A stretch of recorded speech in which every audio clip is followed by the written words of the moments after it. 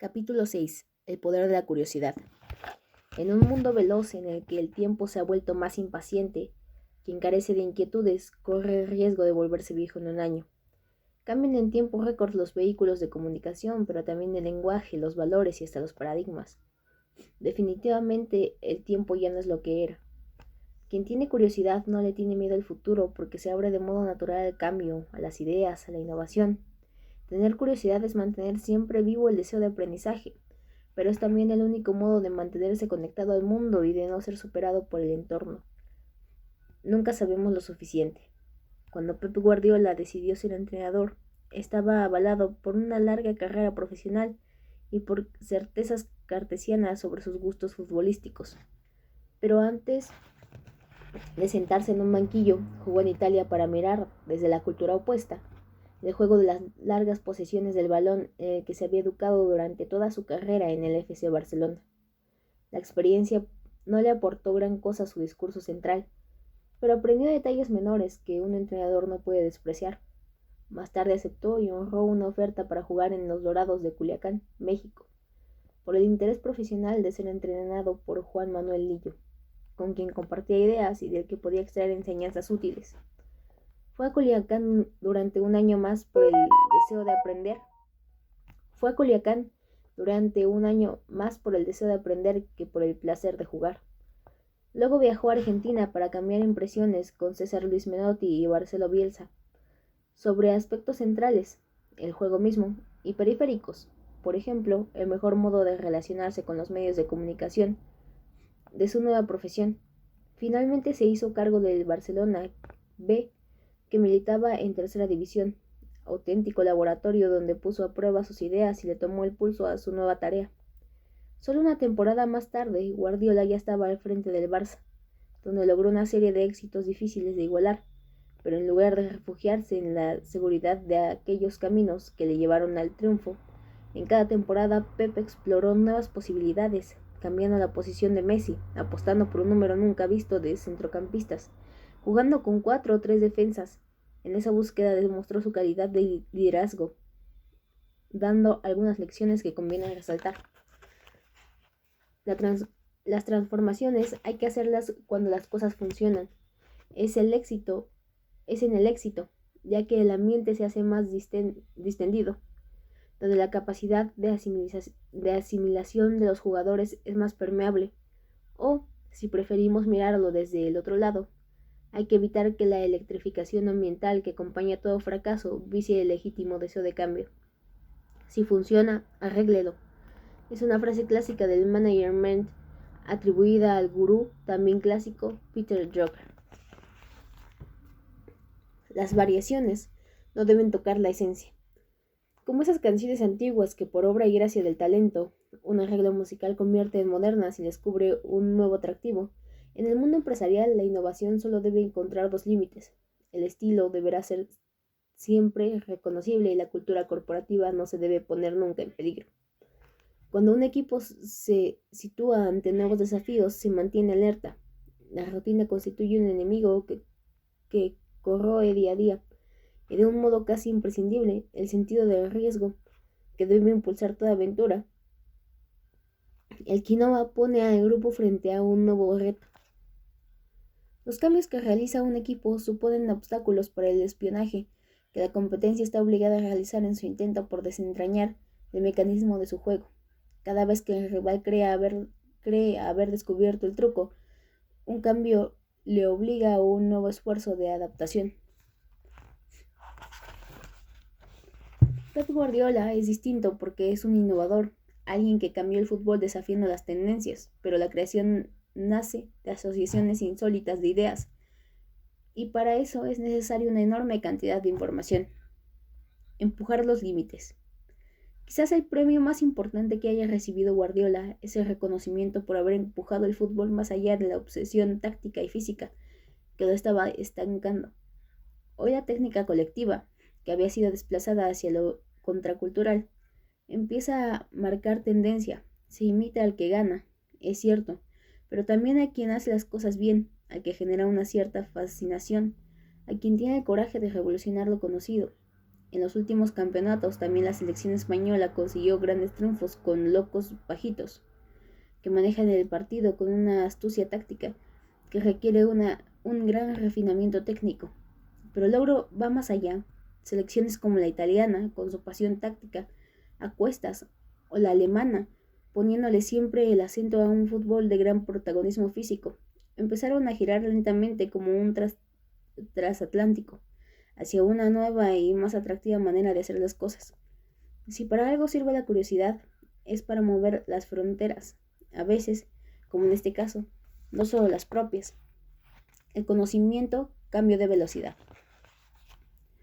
Durante siglos el acceso al conocimiento resultó complejo porque no era fácil encontrarlo, caro, aunque solo fuera por la inversión de tiempo que suponía, y necesario, porque la sabiduría adquirida en la universidad, por ejemplo, podía resultar útil para el desarrollo profesional durante toda una vida. El fútbol es un buen ejemplo. A su calidad de fenómeno simbólico contribuyó el misterio que lo envolvía. El fútbol era como ir a misa, una ocupación dominical. Hoy es un juego omnipresente que interesa a todas las capas sociales. Se nos aparece en todo momento y en cualquier tipo de pantalla en estado natural, troceado, analizado hasta la saciedad.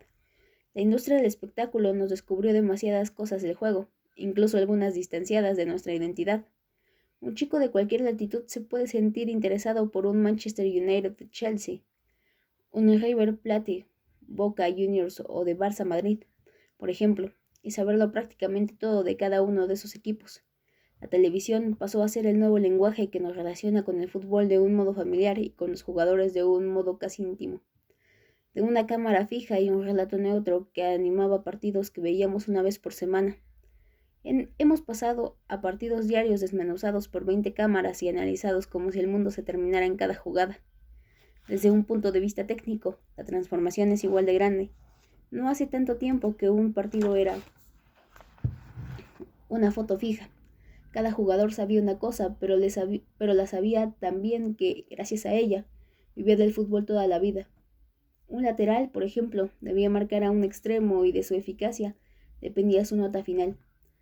Hoy tiene que manejar muchos más aspectos del juego. Un lateral cruza como un explorador por el centro del campo para sumarse al ataque con la decisión de un delantero. Y terminada la misión atacante, debe volver rápidamente para cumplir con sus obligaciones defensivas. ¿Dónde aprendió todo eso? De los laterales de todo el mundo, porque cada jugador no solo es un profesional, sino también un maestro que imparte clases por televisión. Desde la lógica ya comentada, primero se admira y después se emula. Cualquier proyecto de jugador tiene en la televisión un laboratorio lleno de posibilidades. No siempre fue así. Mis ídolos eran de carne y hueso y jugaban en el equipo de mi pueblo. Era a ellos quienes imitaba en un descampado, después de verlos jugar el partido de los domingos. A los grandes jugadores nacionales e internacionales solo podía verlos en foto. Resultaba imposible imitar su patrón de juego. Hoy, un niño de cualquier continente tiene acceso a Leo Messi o Cristiano Ronaldo para grabarle jugadas con todo el derecho que da la admiración. Un cambio trascendente que dio acceso a una cultura universal. Me preguntan con frecuencia quién ha sido mi mejor maestro y siempre contesto que nada me ha enseñado más que la práctica del juego. El deporte ha hecho una gran contribución a la humanidad. El entrenamiento, su lógica, se puede aplicar a cualquier proyecto empresarial. Cuando no somos capaces de realizar alguna actividad de un modo natural, insistir con un método y una disciplina nos puede ayudar a resolver ese problema. Lo diré desde un proverbio chino. Si yo escucho, olvido. Si yo veo, recuerdo. Pero si yo hago, comprendo. Con la ayuda del tiempo, esa gimnasia nos ayudará a hacernos mejores. Tuve un buen amigo que tenía serias dificultades para hablar en público. Cansó al espejo de tanto hablarle. Pero lo cierto es que terminó moviéndose con una soltura inesperada por escenarios muy exigentes. Si la innovación llegó al perezoso mundo del fútbol, imaginemos lo que ocurre, por ejemplo, en cualquier empresa puntera de tecnología donde la innovación es un desafío diario que abre infinitas perspectivas de negocio. Ante lo nuevo, preguntar. El miedo al cambio es sustancial al hombre, al que cuesta sacar de la llamada zona de confort. Comencé a jugar al fútbol profesionalmente cuando la preparación física empezó a comer de terreno la técnica. Después los partidos nos obligaban a pesarnos para medir el desgaste. Era lo más parecido a la ciencia que se había visto nunca en un vestuario. Algunos jugadores veteranos rechazaban aquellas novedades.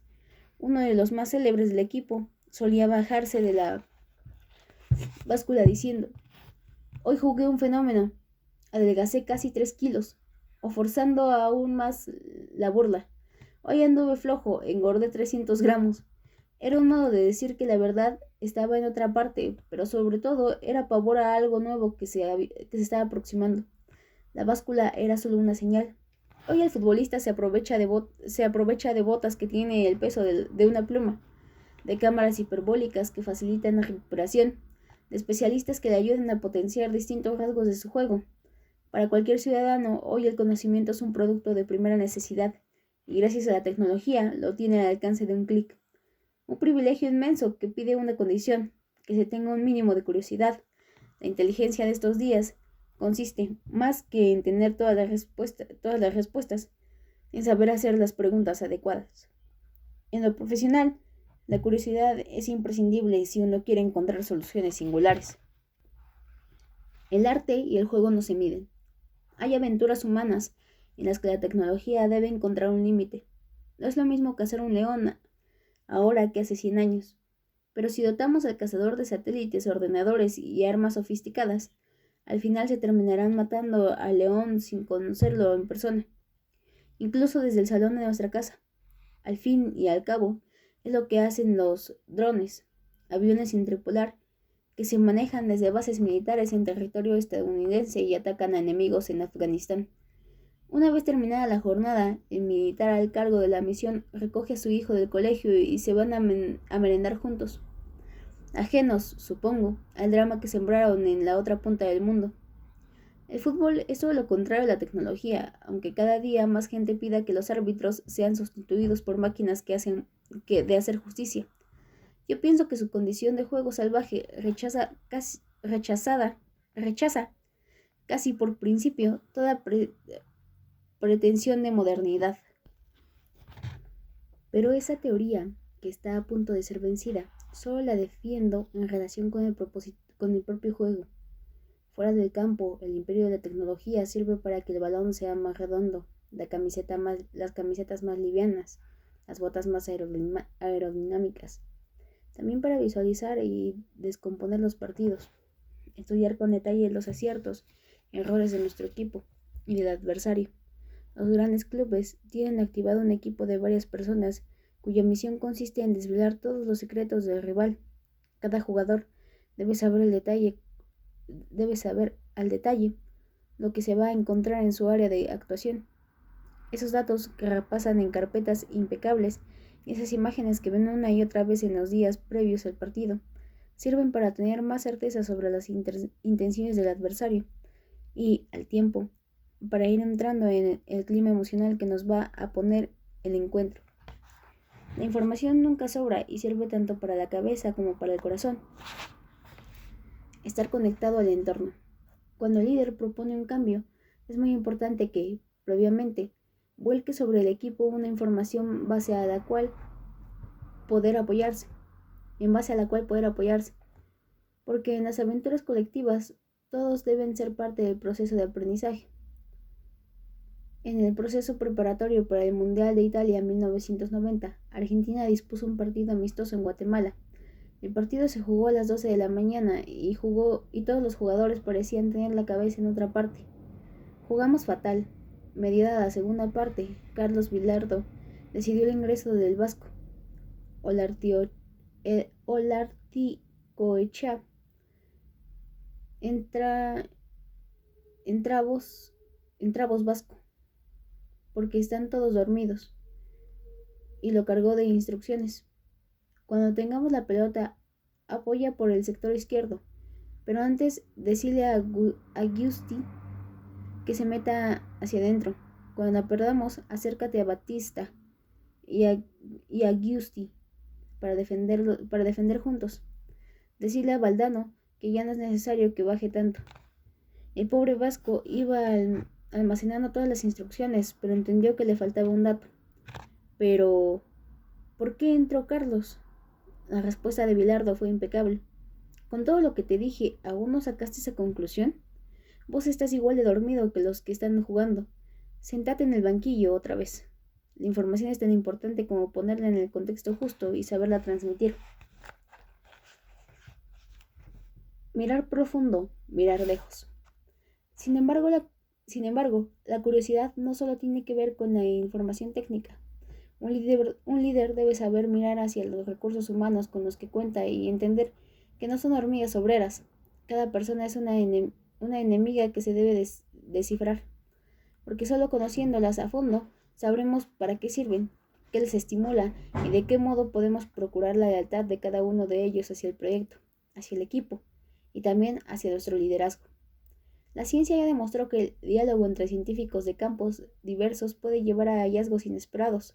Saber, interesarse, estudiar, todo sirve para ayudarnos a asociar ideas que nos conduzcan a soluciones originales.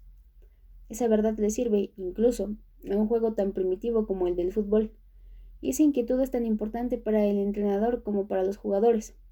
Hace 25 años, un futbolista podía empezar y terminar su carrera en un mismo equipo. Por otra parte, el fútbol era lo único que teníamos, de modo que era difícil confundirse. Hoy, un futbolista está sometido a una gran movilidad que puede llevarle a ejercer su profesión en distintos países.